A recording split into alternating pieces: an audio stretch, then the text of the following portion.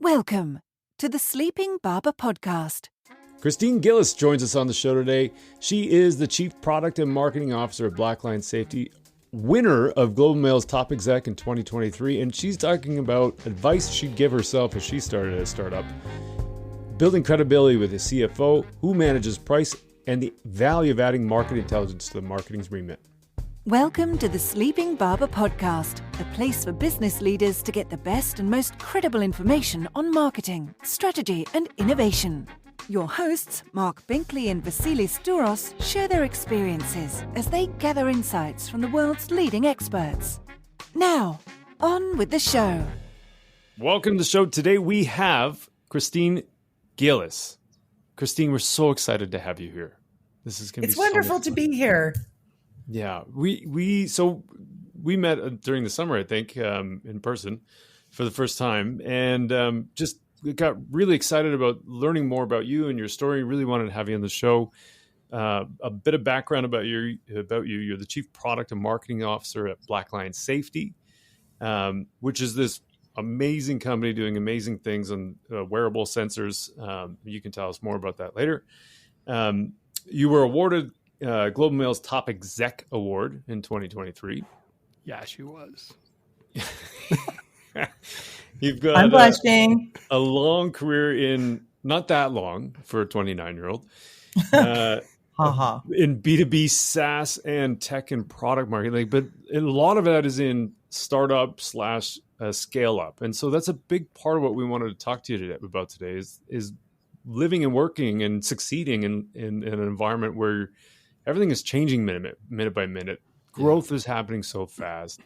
You're having to build systems, processes, teams, and structures to support that kind of growth. And clearly, you've done a really great job at it. So we're really excited to have you on the show to talk about that. Well, thank you so much for inviting me to the Sleeping Barber. I actually was aware of your podcast before I met you in the summer, and I found a screen cap of one of your B2B marketing episodes from a couple of years ago. And then I've had the pleasure of binge listening over the last few days to many more of your episodes. And so I'm really delighted to be here, and I'm in good company. But yes, as you mentioned, I've had a long career in B2B tech marketing. I'm really passionate about what it takes to spin plates, basically, and establish systems and processes. And I've learned so much along the way it's probably more like 25 years, but I just like to say 20 years in the tech startup community. Yeah, that's awesome. And thanks for sharing that. Let's talk about, like, in general structure. We're going to talk about Blackline, about fundamentals, and then about the industry in general.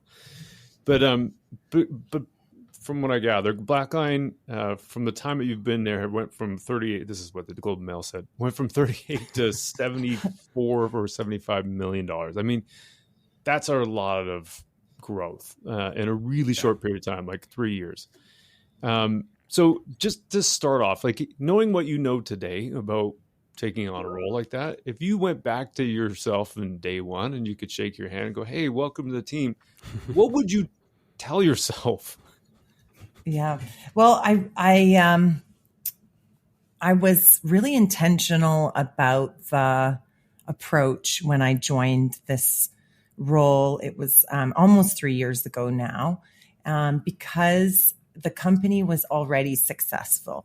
I mean, coming in at around 40 million means that the company's doing a lot of things right. It had a global footprint. And so coming in as a new marketing leader, I definitely wanted to listen and do an audit when I came in.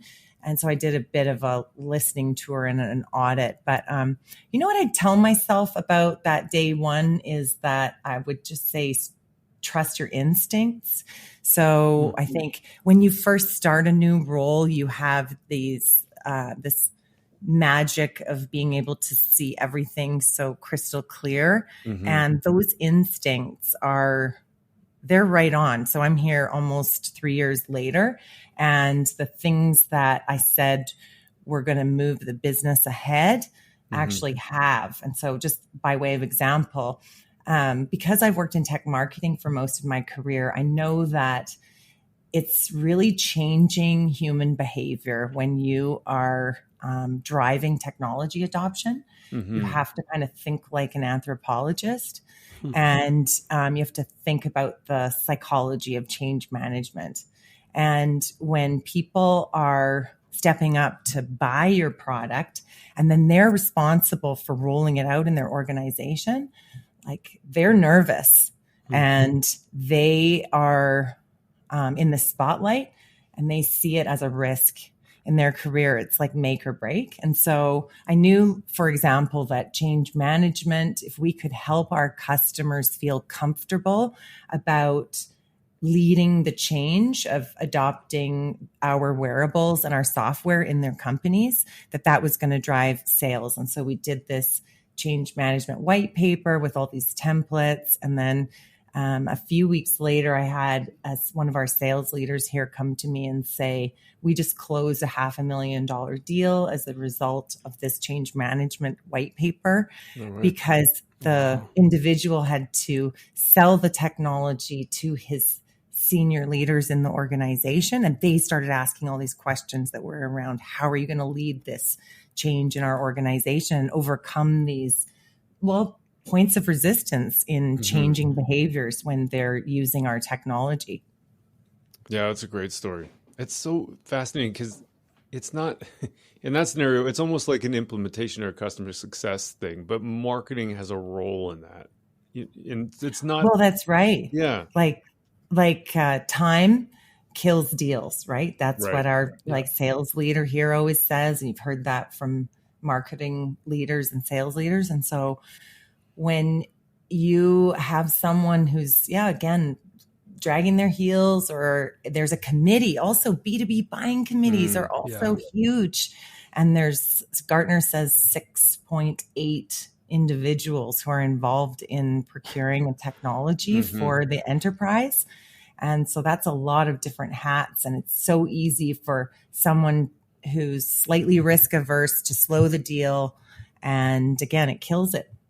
You touched on a couple of things there, and I think it's important. First of all, being a newcomer into an organization, you're right. Like I think they say it's about a 3-month period when then you start actually then conforming to a lot of the BAU that naturally the organization has, and you start to lose that insight when you come in, where it's like it's a blank That's slate. right. This objectivity, you lose it.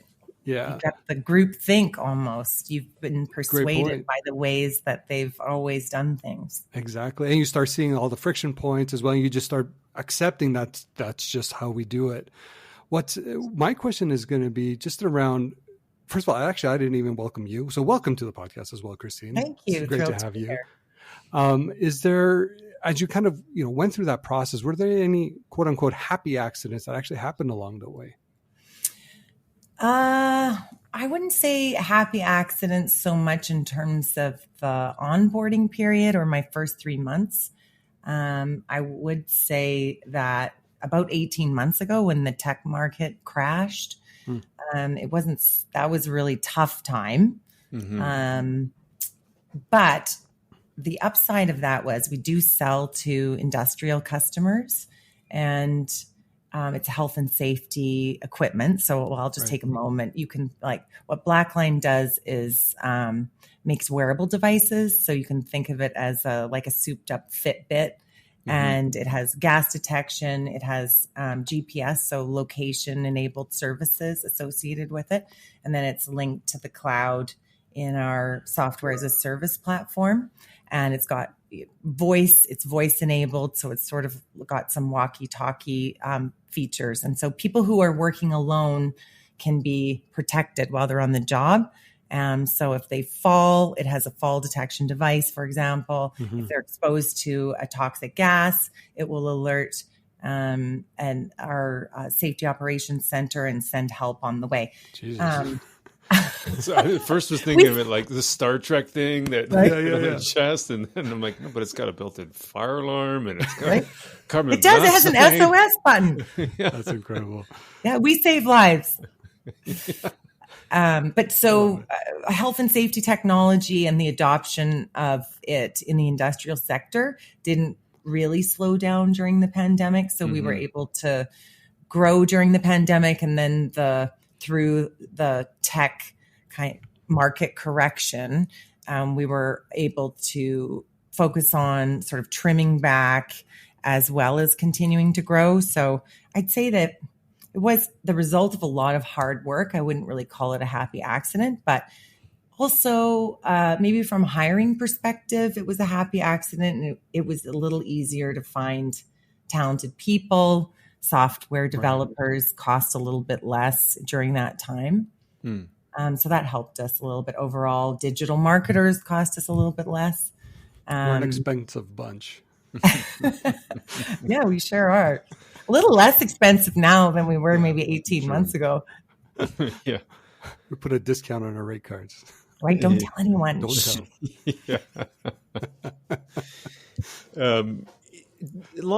Similar, an extension, I guess, of some of the growing pains you had in trying to keep up with that. Were there any surprising growing pains through the process? I mean, you're working with product and you're working on marketing. Clearly, with your example you talked about before, you're seeing opportunities across, let's call it the pipeline. So is there things that were surprises there that you had to figure out and work your way through? Yeah, for sure. I would say that there was a couple things on that.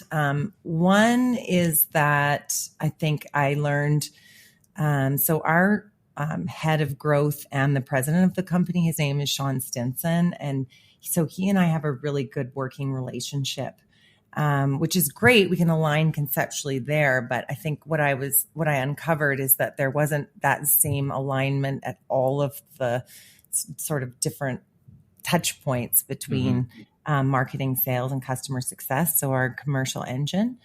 And so I think there was some really tough decisions in terms of, do we have the right people on the bus? And kind of making sure that I maybe was getting more involved at a deeper level than at a C level that I anticipated getting involved at. I think the other thing is I came from a background in B2B SaaS where there was like a single unified funnel. So both marketing generated pipeline and sales generated pipeline into a single pipeline. And so I think that is still not fully a reality in terms of how we work things. Like and so that has been more, again, it is what it is. And we're still working really well together. But I think because I've seen that work so effectively in the past before, it's still on my wish list, I have to say. And so now we really have done some silo smashing and we're in a much better place. But again, to having come from a couple of companies that did have that single unified view of the pipeline, as opposed to like marketing qualified leads filtering down into sales.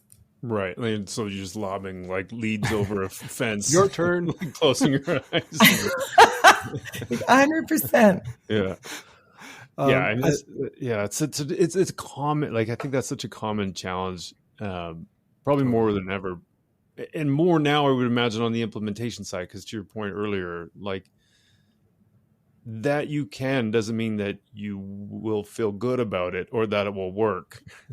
Right. And so there's such a 100%. Unified experience there that is important to create. Exactly. And I also think, like, I don't know if this is a Canadian thing. It's probably universal, not just Canadian, but we're always, I think, so nice. So marketing sends sales leads and we're like, these are really good ones. Please give us feedback. And then sales, we're begging for feedback from sales. How are they? Like, please tell us, how are they? And, you know, it's very common for sales to be like, oh, these are all crummy. I mean, again, leads are weak. You suck. Get out of here. Yeah. I know. And these are the things that marketers need to talk more candidly about, because when you do talk one-on-one to marketers, they'll all tell this story, but otherwise, like everyone's publishing, yes, a unified commercial engine that is working seamlessly. Mm-hmm.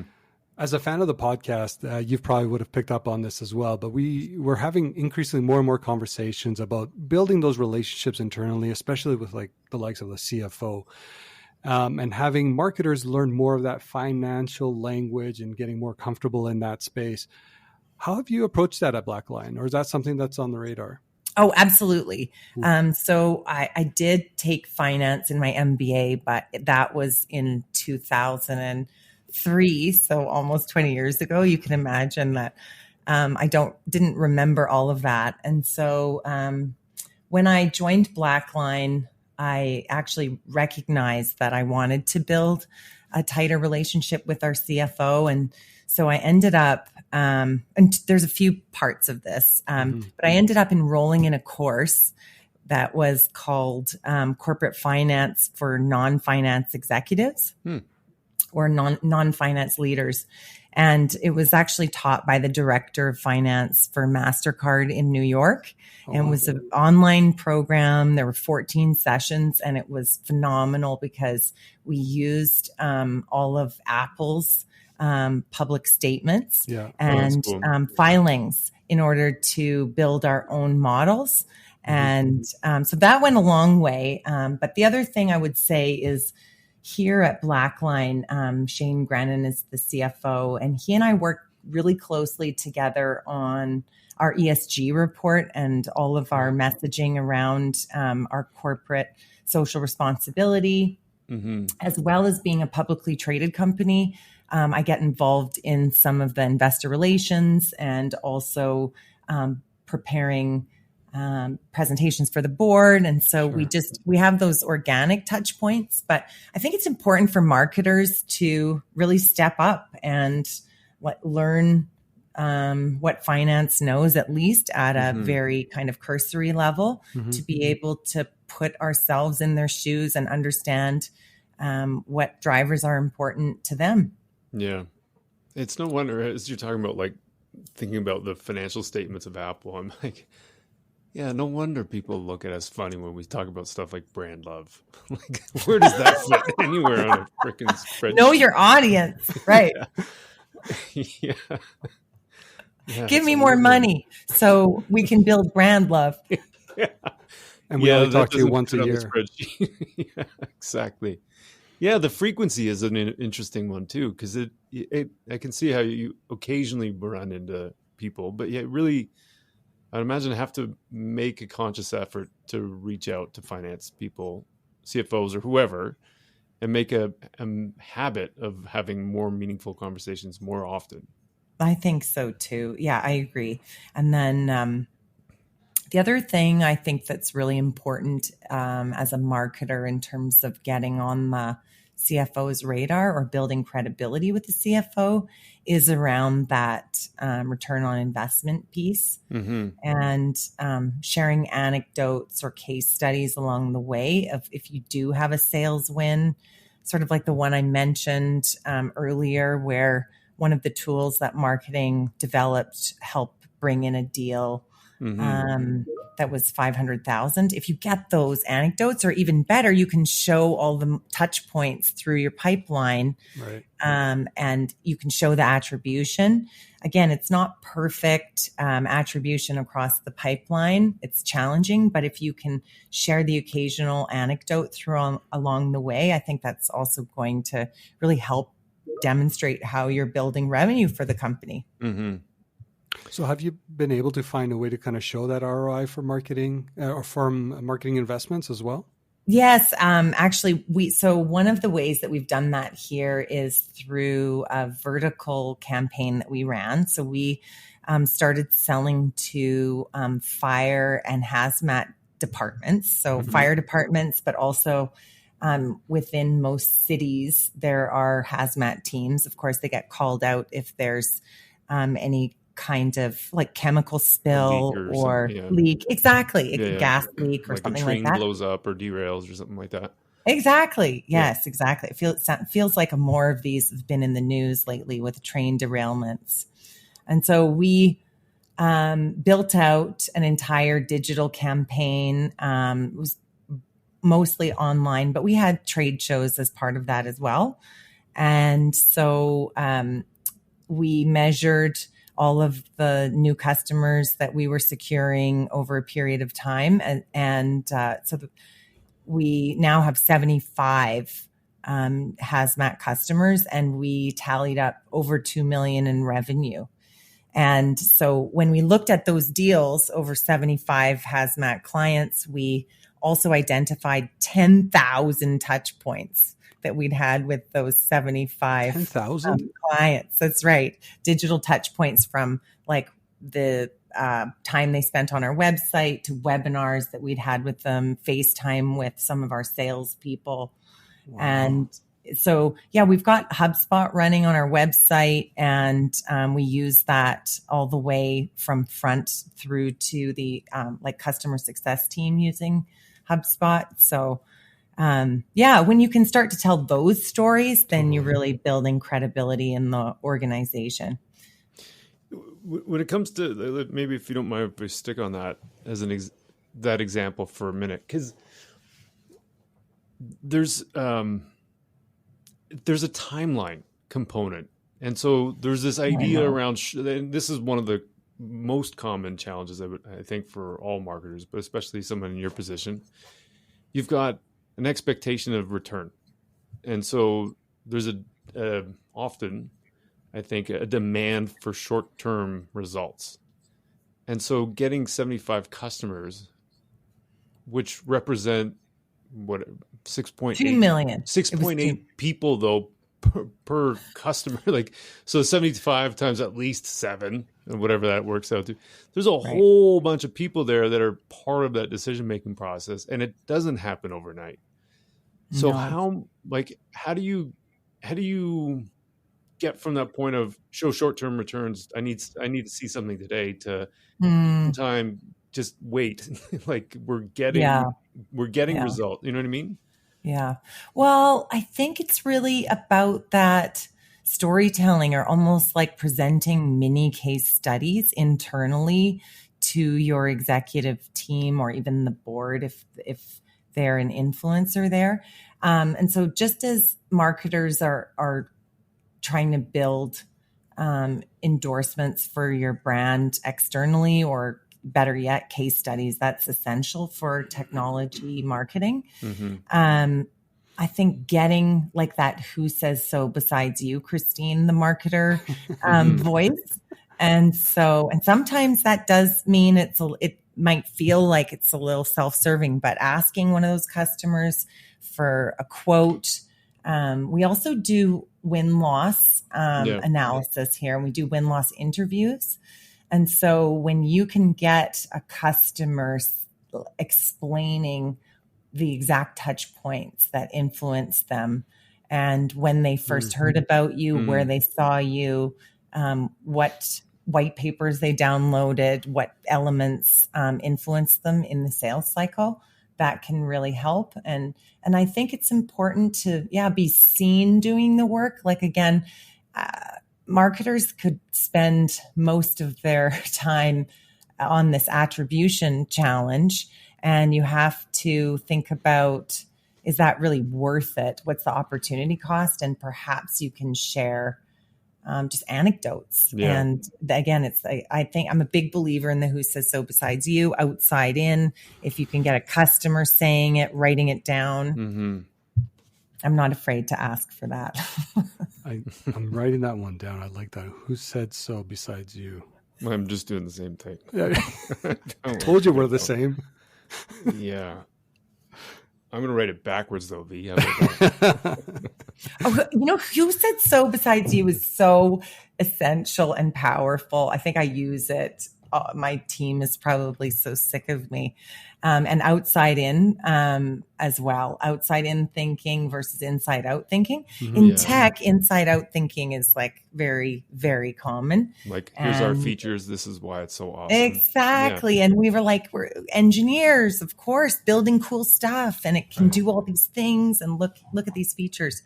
And you talk about the capabilities as opposed to the problems that it solves. So it was actually the Pragmatic Institute, and it was probably 20 years ago, that ended up really beating that into my head, that who says so besides you. And so I really, again, use it. The win-loss analysis, that was something I started from day one.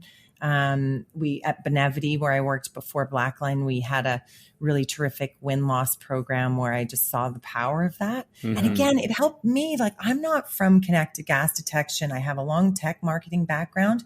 There's so many people here who are strong subject matter experts. And then I needed to know the language of the customer so that I could reflect it back to them or feel confident in the launches that we were doing here. And so I needed that as much as our tech teams needed it, as much as our, executives have benefited from it. Yeah. I'm always fascinated around, we're talking about language with a CFO and, building that or extending that olive branch, et cetera.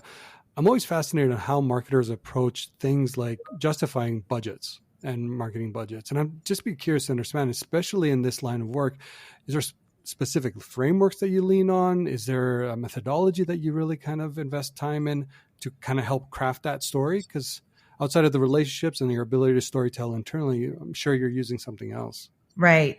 Well, I do lean on Gartner or other like institutions that do research and publish trends on marketing spends as a percentage of overall revenue. And so it tends to hover between 6 to 12%. I think in the good times, it might be even as high as 15%, but I try to use those benchmarks. And then I also am a big believer in just transparency. So I always show a pie graph of the percentage breakdown of our budget itself. And then, again, try to do attribution associated with that. I do think marketers also, though, need to run different scenarios for their budgeting, like a kind of, how would I describe it? Like good, better, best. Yeah. Like a good, better. Yes, exactly. A good, better, best. And then I think marketers are used to having their budgets cut halfway through the year. And so I think never had that happen. So I think you always have to be thinking in the back of your mind about what would you dial up, what would you dial down, and have a contingency plan. Right. But that's unfortunate that we have to operate that way. Like, we operate knowing that our budgets are going to get cut at some point. And we do so much work. We bring the literature, we look at all the frameworks, and we say, this is what we need to drive business results. And it's like, no, you don't. I know, well, except are we the only team that has its budgets cut? No, probably not. No. Well, but I feel like we're the first ones that get asked. We're the first one on that line. It is easy. You're right. Yeah. You're right. No, you're right. But there is also this idea that constraints drive creativity. Right. And so it's like, it's painful. But I once worked with a really terrific consultant who had us, it was a little bit of a shock, but work through scenarios that were, what would you do if you lost 75% of your budget overnight? And how would you respond? And again, I think that exercise, well, although it sounds sort of drastic, but putting your leaders through that could be helpful in terms of prioritizing. What would you do? What would you cut? What would you do to keep the lights on? What is absolutely essential? How could you get scrappy and still accomplish some of the things that you want to accomplish, maybe on a budget? You know what's funny is that actually happened. So I worked in aviation, and COVID decimated the industry, right? So the travel and so like that 75% cut, that was a real thing. And it did force this different exercise. Like, okay, what do we definitely need right now to make sure that we're still able to, communicate the product, even though there was like this, Marta, you couldn't really talk about travel because you're like the spreader of the disease. And, but it did create this sense of like, oh my gosh, now what? Where do we really start investing? Right. So what did you decide? I'm curious about that. What was essential? Oh man. Well, obviously we went back to the well. Performance marketing. Oh, performance marketing. Well, it was a combination actually. And it's funny that we're even talking about this right now, but really leaning into a lot of your first party data entry points. So you think about like your CRM, your email marketing. Yes. You're leaning back into that and making sure that you're nurturing that relation with your existing consumers, or guests, as we call them at WestJet. And then obviously, Mark, half jokingly, performance marketing. So a lot of those high intent channels, making sure that you're still remaining relatively top of mind. We did try to make sure we're still trying to drive a little bit more of that affinity, familiarity, and awareness, but we knew like we couldn't win there at this point in time. So we unfortunately had to go down a different path. But it was a huge tell and a huge moment. And it's a good reminder, I think, for all marketers to 100%. Make sure they're doing all those essential things. It is easy to overlook nurture, for example, because it's like it should always be on, but are you optimizing it? Who's watching it? Totally. Are you making sure that it's still working like it's not a set it and forget it kind of behavior? I had an experience similar to what V was talking about. But at that time, the insight for me was that all of a sudden I realized there's more levers I have to pull than just paid media, which that's a great point. To your point about the constraints, you're like, well, what else can I do? And then you start thinking about like, well, I don't know, maybe there's a pricing thing we can pull. Maybe who's got something to do with product? Who's got something to do with That's right. The product marketing, like in product marketing, if we can do anything there, or like. There's all kinds of things that you never necessarily think of just because you have a buck and you've got a machine you can put it in. That's right. You started thinking creatively. So, yeah. Speaking of the product side of things, there's, we're talking about this collaboration thing. I'm curious about, because you are sitting in with sort of straddling the fence between the product development and the marketing. To me, that's a really natural fit because the market research, the win-loss feedback you're getting, all that stuff feeds into both. But I'm wondering if you've always had that scenario and if what that relationship how it's been different before, because now you're the same person running both sides. Well, that's right. So that was a change about a year ago. I took over the product management function here and had it join marketing. I did have a background in product management and it sat in marketing. So this is something I feel passionate about, is having the product leaders close to marketing. And unfortunately, in a lot of tech companies and B2B tech, there is there's just an organic kind of gap that is usually there. And the product development team is really lacking that voice of customer or understanding of the customer. And so I'm hugely passionate about product management being really close to the customer and the market. And actually, I feel delighted that recently Brian Chesky, who's the CEO and co-founder of Airbnb, he recently went on a few podcasts as well as conferences he was speaking about, is that he did a big shakeup at Airbnb where he changed the product management function to be closer to a kind of a product marketing function. And he also makes sure that the product leaders have a variety of backgrounds. So not just technical backgrounds, but they have both design and marketing and some from communications from all parts of the business. So yeah, you're right. I think it's essential that all of the developers know who they're developing for and really understand the use case. And there's one thing about kind of like writing a use case, and then there's another if the developer truly can put themselves in the shoes of the customer, or better yet, they've seen videos of the customer, or they've heard recordings of the customer, or what if they've even met the customers? Yeah. You know, it's funny because, you know, Mark and I talk about this on the podcast quite a lot, and marketing's role is to be that voice of the consumer or the customer internally, right? So when I see your role now as kind of straddling both sides, it's like you're bringing the voice right to the product, and it's happening in a very organic way. And I think that sets the team up to see again the bigger picture and like what they're all trying to build towards. And I think that's important to make sure that there is that alignment and it's not sitting almost like in two separate areas of an organization. Yeah. So I think it's incredibly powerful. 100%. Another role that I think we would love to bring on here, we sort of have it sitting in pockets of different people's responsibilities, but I've seen it work really well, is a market intelligence function. When I was at Smart Technologies, we had a really strong market intelligence team, as well as at Benevity. And so that can also help augment marketing's influence with the product and technical teams as well.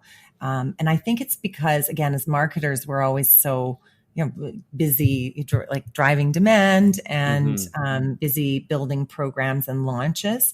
And it's very easy to forget that enablement piece, or how are you standing up the knowledge that you're gaining? How are you making sure that it's not just going as far as, I don't know, like you go visit a customer, but how are you really harvesting those insights and putting them in front of the development team? It's just easy to move on to the next thing. Everyone has good intentions, but you have to systematize that or formalize it and make it a priority to get that intelligence in front of development. Such a great point. It's really good. It's a really good, because you often end up promoting or presenting customer insights from within marketing to people in marketing. Maybe sales, maybe, but sometimes product development, in your case, probably all the time, but it doesn't really go beyond that into the other walls of the business, like operations. Again, we have room for improvement too. Yeah. It's like, who's listening? You can stand up all kinds of documents, and everyone has too many documents to read. So you've got to get creative about how you're sharing that info. Yeah. In terms of the scaling up component, you were talking about getting excited about system and process, and so this could be one of those systems and processes around like transmitting information internally. Are there any insights that you've like in your career leading startups and scale ups that are enablers to help you get that growth and support, not just for the marketing team, let's say, but for the company itself? Yeah. Well, I think doing foundational work really well from the outset. And so by that, I mean, when I first joined, we had, again, a lot of success, although not a ton of uniformity about how we were talking about our company, how we were talking about our product and solutions, how we were talking about, even just the benefits of what we do. There was message drift, and that is, again, in tech pretty common, especially if you've been operating for a decade or so. People are often reinventing the wheel. So I think one of the things we did was a really solid messaging and positioning exercise, and it was outside in. We interviewed customers and asked them about why they purchased our products, and asked them about the benefits. And we had to really work hard to help a more kind of technical sales team, and again, people have been like really successful talking about the products at a very technical level to buy into, okay, actually what we're driving is like, peace of mind or compliance, or, like some messages that were maybe seemed a little like high level or loftier, like, and anyway, we did a messaging and positioning exercise, and here we are almost 3 years later, and we still go back to that. And so I think that is really important, is that as a foundational work that we can lean on and we can continue to test. I also think that when I joined, we had been working with a lot of external agencies, and I built a team in-house here. And that was just mostly about believing that it was more efficient to have people in-house. And I knew it was more efficient because I've worked with agencies before too.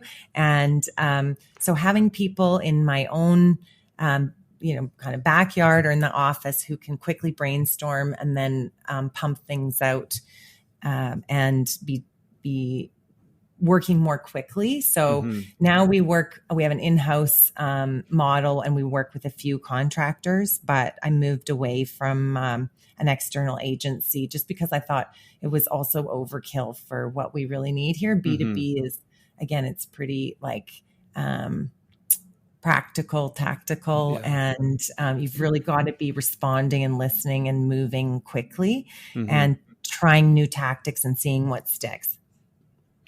I'm always also fascinated, and especially, during a scale up phase or things are really accelerating, processes can become Achilles heel, or they can actually be something else that can actually, vault you into that next level. I'd just love to, I don't know if there's something on around processes that you were able to define early on, or, during that phase that you thought, there's great opportunity here. Yeah. Well, it's pretty pragmatic, but we had we do have a marketing tech stack, but it's right sized.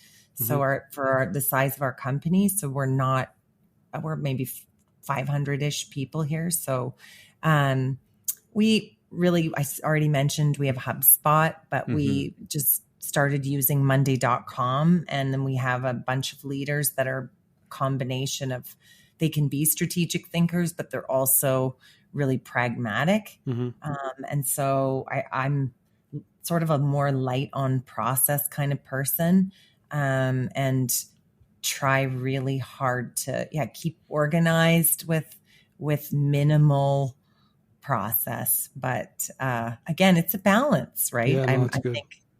Yeah, you can definitely overkill it for sure. And then to your point about the budgeting before, like you can also overinvest in a ton of stuff. Yeah. It's because there's a lot of cool gadgets out there, and like who doesn't want all the cool stuff? Totally. Like, for example, a great example is a brief, right? How many companies have you worked at where if someone comes to marketing and they have a request, like a salesperson says, I want a flat sheet or a PDF or whatever they're asking for. They want that. They always want a sales sheet. And so are you going to make them fill out a form? Are you really going to make a salesperson fill out a form? Because you know what they're going to do? They're going to build it themselves. Yeah. The time it takes me to fill out this form, I'm just going to build a sell sheet myself in Microsoft Paint. So I know I might have the privilege of working at relatively smaller companies. If I worked at a large scale enterprise, then I would definitely have to be pushing more process. But I do think it's super important that you're not putting up blockers with other teams so that marketing gets this perception of being like a blocker or hard to work with. It is a balance though, because I'm flashing back to like V and I always have these flashbacks to times when we worked at FGL, and and so you have all these different. At that time we had hard goods, soft goods, and footwear, and each one of those was its own entire department of like buyers who are all asking for tons of stuff. Because each one of them, like instead of it being a sell sheet, they would like, what about my shoe? What about my jacket that I just bought? What about And so, but then you get the balance there between wanting to be reactionary or agile, and responsive to having all of a sudden that tip over when there's a certain volume of it just is chaos and nothing's getting done. Right. So that's a challenging thing, I would imagine. It is. I agree with you. I think at a certain point, you do have to either bring all those people together and hold a lunch and learn, explain the process, explain how you determine what goes in a flyer. I'm sure you did that, but that you can't all be in the flyer at the same time. Yeah. Well, I don't want to go down this rabbit hole, but I can tell you during that time for Marc and I was very difficult just bringing them into the digitization of the products and showcasing that everyone has an opportunity here. If we look at it a lot differently, but we got yelled at. It was, but the same could be true for, like, you were talking about the hazmat sector, or industry, you want to call it that. Yeah. There's probably a whole bunch of shiny objects out there that every sales rep is like, oh, what about that one? What about that one? What about that one? I need a sell sheet for that. That's true. You know what I mean? Like, I think there's probably a lot more similarities to that, and depending on the relationship, you may have nice requests or you may have not so nice requests. What we did try to do, because we do have a number of vertical marketing campaigns that we're running at any given time, is we try to capture all those one-off requests and then get in front of the sales leadership team with a complete list, and then say, this is how marketing is prioritizing these campaigns. We this is above the line and this is below the line. And, let's discuss this. Do you agree with this? And that sort of helps get a bit of buy-in along the way. And some vertical marketing requests, I'm willing to try in a really basic way. Like, go do an event and here's a landing page and we're going to do a e-blast or like something really light in terms of a campaign, and let's see how it goes. So I think you have to try a few of those, but again, just trying to bring the sales leaders along the way, because sometimes the sales leaders don't know all the hundreds of requests that are coming in and you're getting hammered with. Yeah. On that note, I was just laughing about your PDF comment because, I've seen that happen before where they're like, yeah, we're just fine. I'm not going to fill it in. It's fine. I got it. And then a month later, you're like, what the hell is this thing? Oh, isn't it great when those PDFs surface and they're made in PowerPoint or something like that? Yeah. Those are great. Yeah. So on that note, in terms of the scaling up and being in a high growth place, how are you looking at and thinking about managing the brand? Because you talked about it being the number of people that are involved in the decision-making process. It's happening over a long period of time. There's 10,000 touch points for those 75 customers. There's got to be some amount of consistency that maybe some people don't appreciate as much as others might. And so that's right. And especially as you're growing really fast, you're like, everything's working. This is great. So high fives all around. Do you have to, how do you manage that kind of process? That's a really good question. So there's a few ways. One is we have a field marketing team here. So there's 5 field marketers and they sit within different geographic regions. And so they are assigned to the sales team and they are fielding those types of questions. And then as a corporate marketing team, we arm the field marketers with templates. And then they have a few digital skills themselves, and they're often very able to use the templates that we would give them. Right. And again, the requests tend to be, I need help with an email, a landing page, a brochure, or something to that effect. So that's worked so far. And again, I really try to say yes as much as possible, but not just yes to the request, but with the field marketers, it allows them to have a conversation about, okay, what are you trying to accomplish? Let me help you. And then often it is the case too that there are assets or resources that are already available that the salespeople just didn't even know about. You know, that's also a bit of a challenge, is enablement or helping people understand what kind of tools are already available. Actually, that brings up I have a question on that now. So when you're looking at the internalization of all the digital assets, or not just digital assets, all the assets or your asset library for your function, be curious, like, how do you go about building something like that for your field agents, I guess, in this case, but making sure that everyone has that equal access to that repository? That's got to be somewhat challenging. No? It is work for sure. So we do have an intranet where all of these resources live, and it's accessible to everyone. Okay. Again, the field marketers, they ride along on the regional sales teams calls.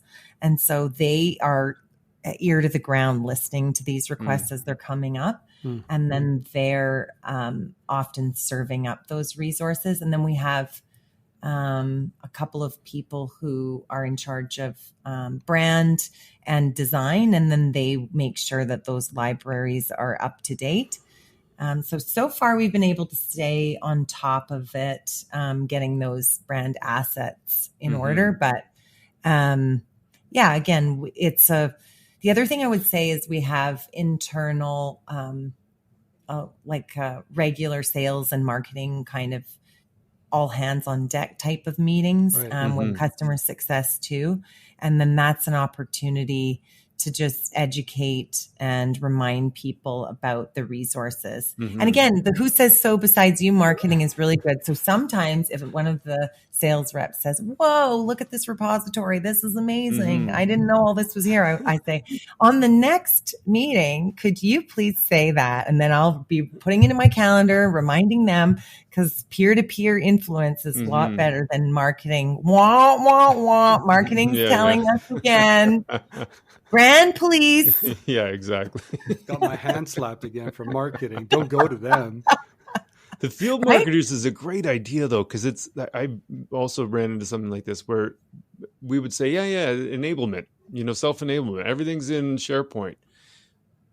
And you get numbers and stats on how many people see the stuff. And it's like nobody's seen it. No one's going fishing for their stuff. So you need someone to serve it up. There's a librarian there, which is and not, that's maybe a crude way of saying it, but having someone that understands the naming architecture and all that kind of stuff to be able to find those assets is so practical. It's true. Yeah. It's very helpful. Such a difficult thing. Even at the enterprise level. Anyways, I'm just like, I'm getting, every time we're going into the asset management and trying to find anything, people have different ways of naming things. And anyways, I don't want to get into it. No, I agree with you. I don't know if you ever arrive when it comes to really managing that. And if you can find someone to interview on this podcast, I'll listen to it who's done that well. It is. I just think it's a perpetual challenge. Yeah. In terms of changing gears a little bit in terms of the fundamentals, we talked a little bit before about price. And I'm curious, as far as one of the levers go, like V and I have had a whole bunch of conversations on this. We've had people talking about pricing.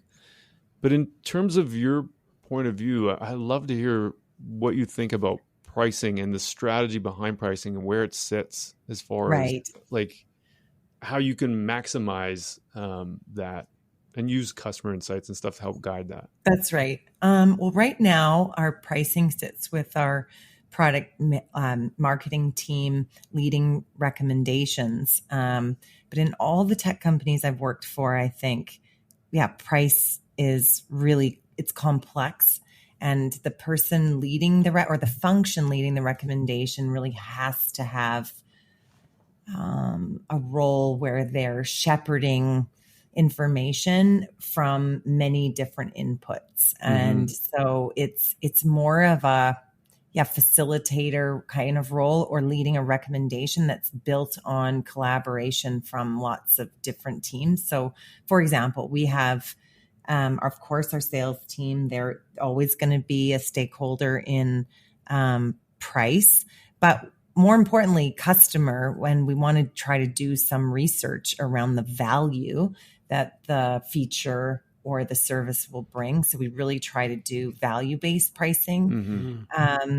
And that comes from the voice of the customer, outside in, some competitive analysis. So that's why you definitely need a product marketer or a product manager involved doing some of that analysis. We have a channel as well. We sell through 200 different resellers around the world. And so that's a consideration. Of course, there's regionalized geographic influences when it comes to pricing as well, what various markets will bear. And so, yeah, I think as part of the 4 Ps that pricing really should be facilitated by a product marketing function. It's the best place for it. Again, I've seen it in a number of different places. Finance is also, and revenue operations, depending on where that sits, that's also a key stakeholder. I've seen RevOps in sort of own pricing with finance at other companies too. And that is maybe a little more keeping the church and state, but I think product management, product marketing is the best place for it. And hopefully they're doing that ethnographic kind of observation in the market where they see what the market will bear and they see the value that the customer is deriving from various features, which is often a little different than maybe what finance would see is like, and it is also the case that many companies just go cost plus still. Yeah. So you got to challenge that. That's why I love like what you just said, outside in, again, like bringing that intel internally from the customer, the consumer is so important. It's time consuming though to do all that, isn't it? Yeah. It doesn't happen overnight. What do you mean? On its own while you're sleeping. You're doing it wrong, Christine. That's right.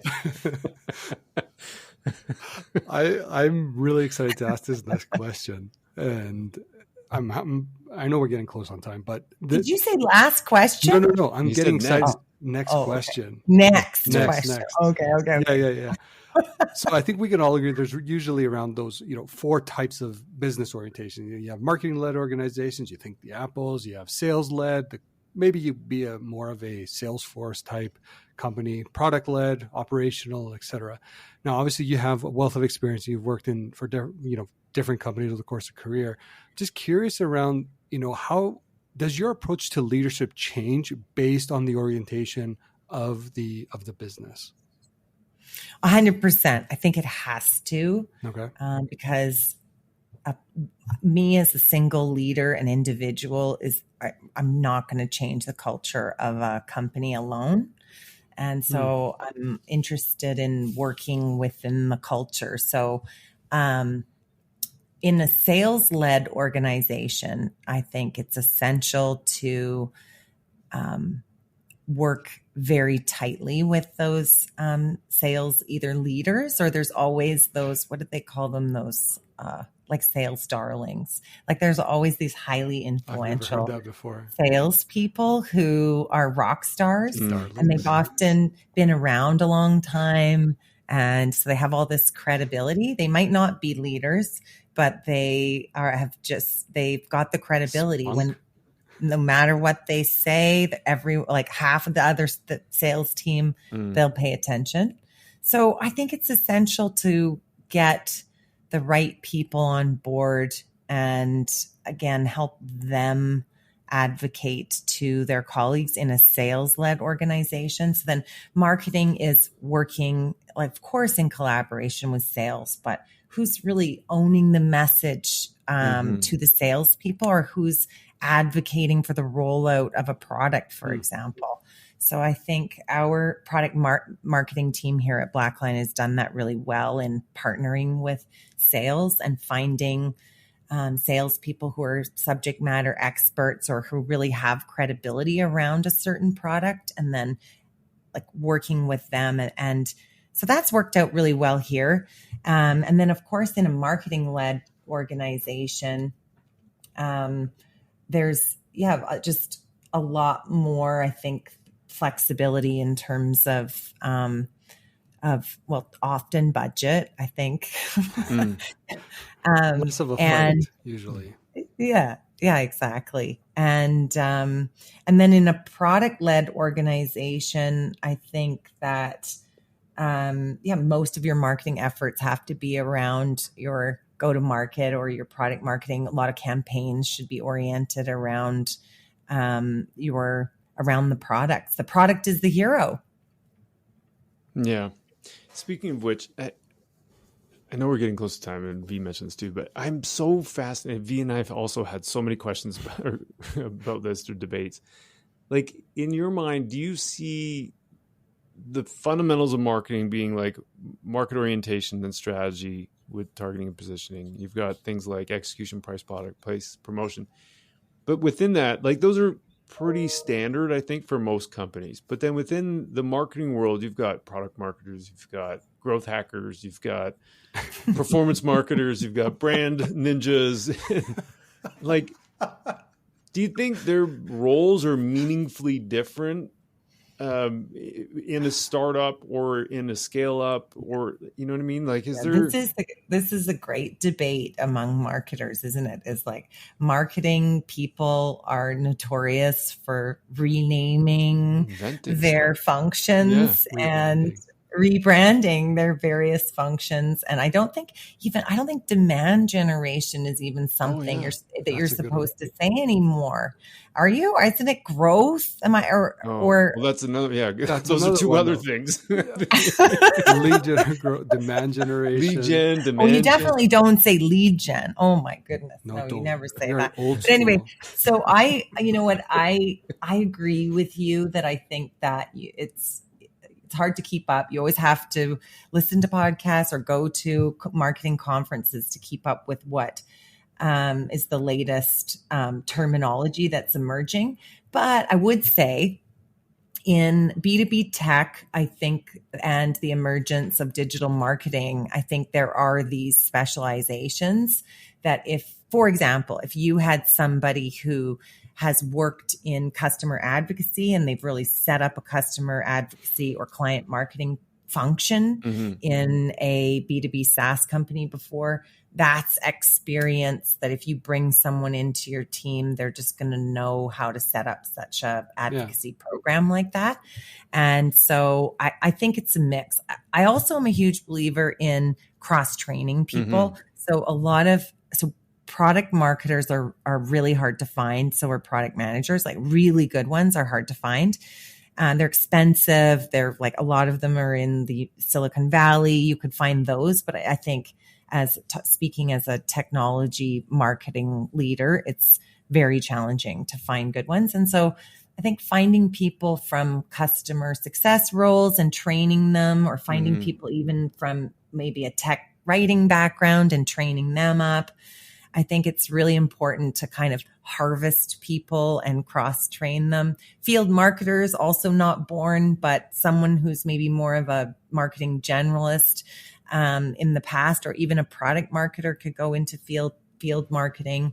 So yeah, I'm not sure if I really nailed it, but I think you nailed it.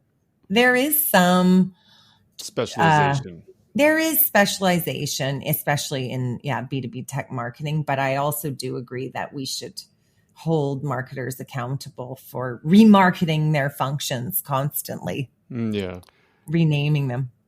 My only push here, and it's not like it's a gentle push, but when I was going through the process of applying for so many different roles, there were some product marketing roles that I would apply for.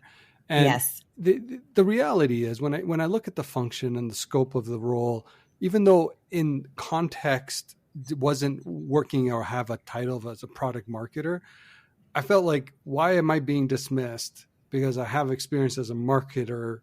I wouldn't have hired you as a product marketer. That's fair. It's the hoodie, isn't it?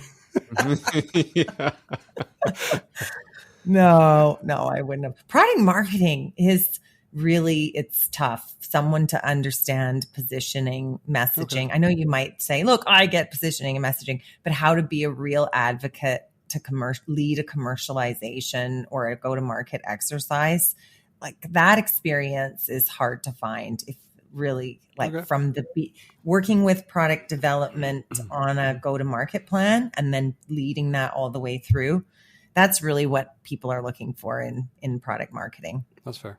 Okay. Yeah. Note to self: avoid the product marketing roles. Yeah. Yeah.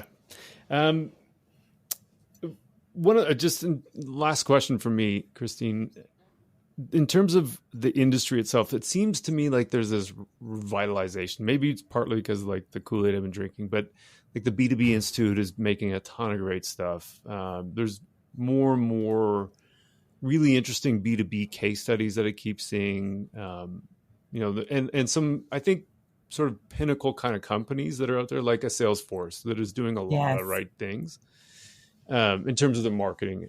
Yes. Do you see that? Do you think there's this renaissance in terms of B2B marketing, whereas it seems that the excitement and the fun was always in B2C, and now it seems there's a lot more of that.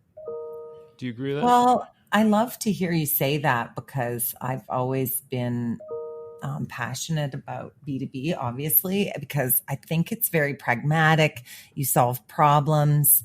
I think there's brand building, but it comes through like a trusted relationship with a buyer. Mm-hmm. But it's built over time. Mm-hmm. It's not as sort of, I think, advertising driven or brand driven or like it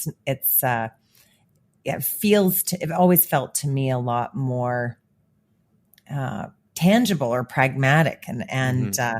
I have a science background, so I don't know. I really like that.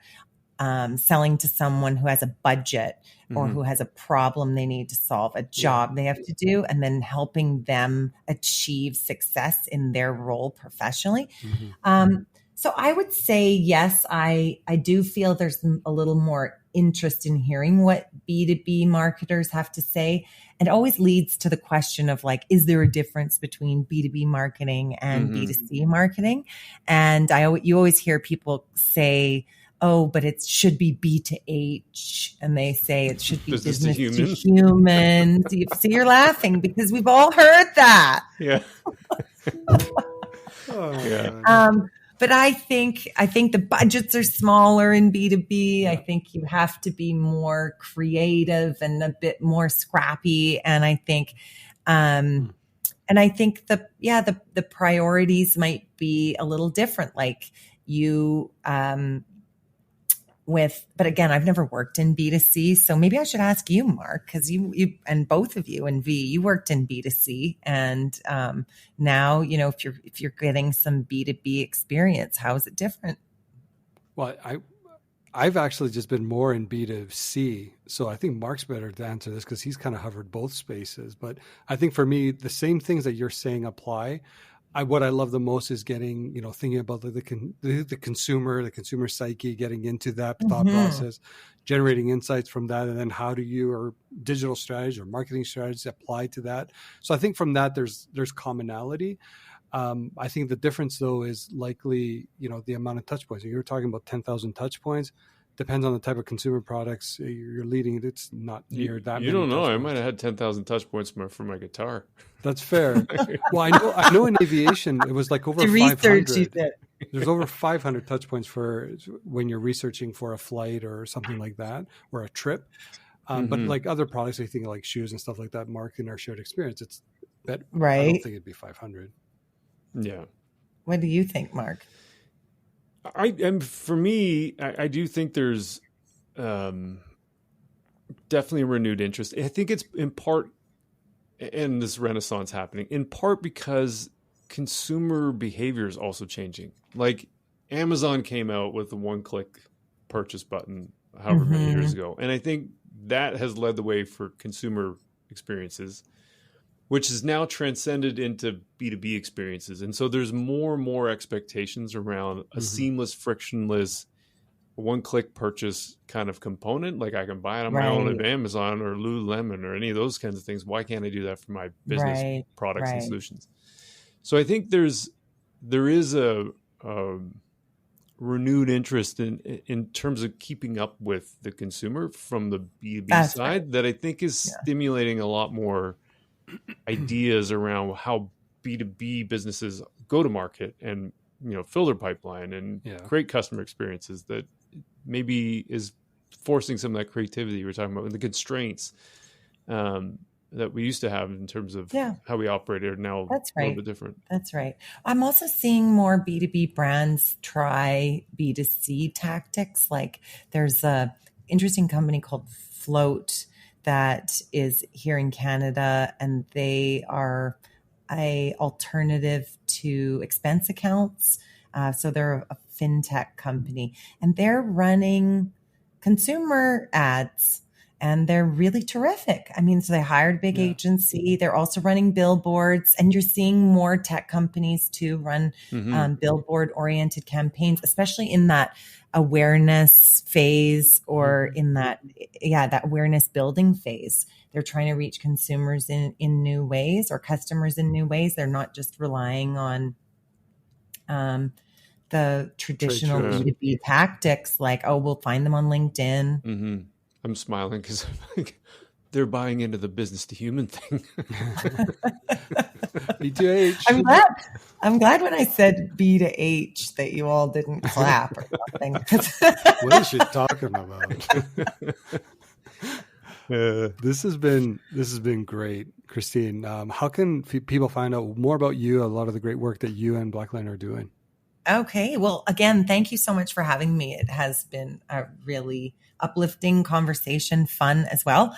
I'm on LinkedIn. Just find me there, and I welcome any invitations. And I'm also at Blackline. So it is spelled Gillies, even though it's pronounced Gillis. So see Gillies at blacklinesafety.com. You can reach me here too. That's awesome. Thanks so much for having us. Thanks for having us. Thanks for having us. This is my podcast, The Sleeping Barber. New host. It's been so fun to have you. Thank you. Okay, it was great. It was really wonderful. Thank you again. It was a great conversation. Thanks, Christine. Our pleasure. Just before we get to the post-pod with V and I, I'd like to take a second and just ask to see if you could leave a review. We are always looking for ways to make this show better and really love your feedback. Yes. There he is. Post-pod. Post-pod. Let's do this. Yeah. Christine was so fun to have on the show. I think it was. At one point, I thought it was her show. Thanks for interviewing us, Christine. Yeah, it was great. I really enjoyed the experience. It was. Thanks for having us on. She's awesome. What were some of the big takeaways? Totally. What were some of the big takeaways from your point of view? Well, first of all, can we just talk about 10,000 touch points for 75 customers? Yeah. What? Yeah. I'm sorry, that blew me away in terms of, obviously they're seeing those signals internally, but I did not expect that. Yeah, it's a lot. I mean, let's say it was 100, just, me and my easy math. Let's say it was 100 customers. Yeah. And 10,000 touch points. Yeah. That's 1,000 touch points per buying team. Yeah. That's a lot, man. There's no wonder it's so hard to try and figure out attribution. I did love what she said as well about the idea of how much time you really want to spend trying to figure that out, knowing it's wrong. Well, she didn't say that part, but we're saying that. I'm saying that. Yeah. Because she's right. There's probably a whole lot more value in sharing a story, getting an anecdote, getting a testimonial from someone, and using that as your case study against the value of marketing, as opposed to, trying to find out the right attribution model. I would say that applies for any organization, honestly. Totally. It doesn't even, there's a rabbit hole. I think attribution of itself is a rabbit hole, right? Yeah. And I think if you want to really start measuring your holistic marketing effectiveness, if you will, that you have to start leaning towards things like MMMs and things like that. You're not going to find the answers in attribution. Attribution is just that one layer. Yeah. Like Avinash used to said that, the ladder of awesomeness. Yeah. And I think especially smaller organizations. Yeah. Totally. You can't overinvest your time there. Yeah. Like the data-driven attribution model, I think Avinash had said something like, it sucks less. Exactly. It still sucks, by the way. Just a little less.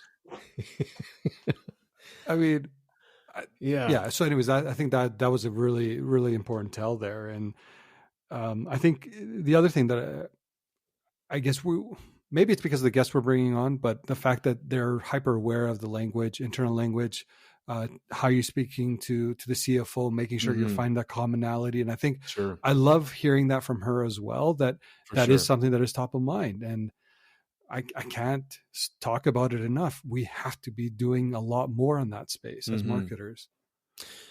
Her example of going after that hazmat and firefighter segment, to me was like, I kept having these visions in my head of like market penetration conversations, like, because especially in a startup or in a scale up, you're still building out your customer base. And so you can do things like say, we're going to go after this segment of the market because of X, Y, and Z. We don't, whatever the number is, maybe they had 10 customers in that space before, maybe they had none. But then to say, we're going to go after that, and here's the plan, and we're going to track it over the next 6 to 8, 12, 18 months, whatever it is. Right. Then you show the amount of revenue and the number of customers generated in that space. And that is a really great way, and probably a much better way, to talk about the justification for how you're going to reach them, what budget is required, what types of things you can do collaboratively with the customer service team, with the customer or the product development team, with finance, all those things, and build out those case studies that way that you can then use to leverage for future spend, future investments, future growth opportunities.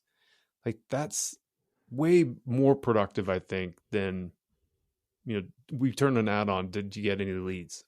Yeah.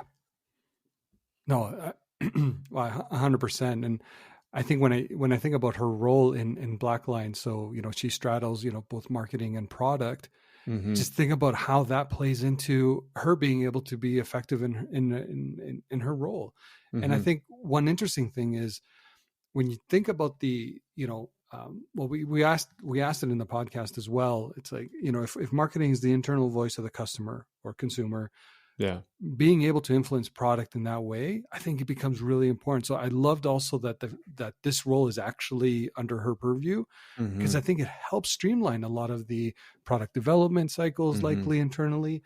Probably helps, bringing that consumer view or the customer view where it matters most, instead of it just being, hey, we watched the deck, or sorry, we watched someone present something on some new insights, and now it's just like, okay, cool. We're just going to go do what we need to do. So, yeah. And speaking about the customer insights part, like the win-loss component, and then asking customers why buy us, what were the benefits, and using their language is awesome. But then the other part was that we were kind of geeking around a little bit, the knowledge funnel component of like, how do you transmit that information? I do think there's a huge opportunity there to set up those systems and processes, because that you have information and an insight is one thing, but that other people know, like who says so besides you? Like that. I love that line. Like there's the other people know is more important that you have the information. Totally. Yeah. Who said so besides you? I mean, it's the similar line in my mind, at least like a focus group of one, but I think this one actually lands a lot better than that. But yeah, for me, and I know we were half joking there towards the end around, product marketers versus traditional marketers, but she did make a good point that there are different elements of product marketing that are nuanced in terms of just someone that's maybe more of a traditional marketer. Which I appreciated. And, if you go, I'm not going to say her name right. Yasmin. Yasmin, when we had Yasmin on, she did really kind of articulate a lot of that as well, to kind of showcase that the subtle nuances. I think I remember in that post pod, I talked about maybe they're the truest version of a marketer, just because of all the different elements that they touch, and they have to touch because it's just usually the size of the organization just forces a lot more on those people. But it just goes back to, making sure that you're using your consumer insights or customer insights to afford product in this case, but it's driven through a lens of marketing, which I think is important.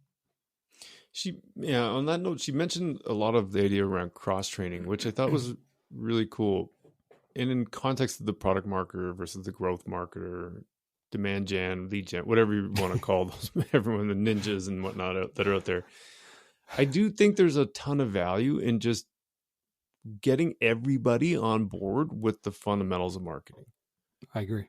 And especially in a scale up, because you are more than likely going to need to move people from one position to another or back again, or, as you're growing, there's like all kinds of things. So having a common language and a common understanding of the fundamentals is really important, because then it's easier to make that leap from one discipline of, let's say, product marketing into performance marketing.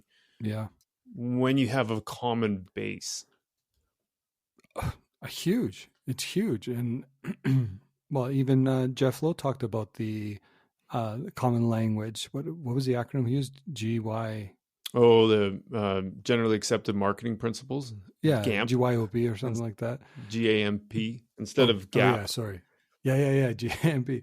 But I think, again, why is that fundamentally important? Is because we have all these different terms for the same thing. And being able to kind of create alignment, especially internally, on what that looks like, I think, again, at the end of the day, helps people get on board a lot easier, and it can make it tangible for them as well. Yeah. The other one I thought was cool too, the corporate finance for non-finance leaders, the course that she'd taken. That'd be a great refresher at some point. I know we're like recent MBA graduates. Yeah. And it's all top of mind right now. I was going to say, there's a giant leaking part of the funnel in my brain. Oh, mine too, man. Some of that didn't stick as much as others. I'm with you. But it's one of those things that, again, it wouldn't be a bad thing when you start up again to kind of get that refresher, because it's just, again, so fundamentally important. Totally. Yeah, that was a really fun conversation, V. I'm really glad we got a chance to speak with her about that. Yeah, no, Christine, if you're still listening, first of all, thanks for being such a huge follower of the podcast. I think it's important to us, and we appreciate all the kind words. But thank you for taking time and actually meeting with us. It was a fantastic conversation. We're really excited to see how your work progresses there with Blackline. Yeah. Okay, V, until next time. Go chase profitability. Look at this. Yeah. Who is this guy? I love it. Next time, we're going to have to do that with harmonies. I'll do the second voice. All right, buddy. This was awesome. Take it easy. Thanks, man.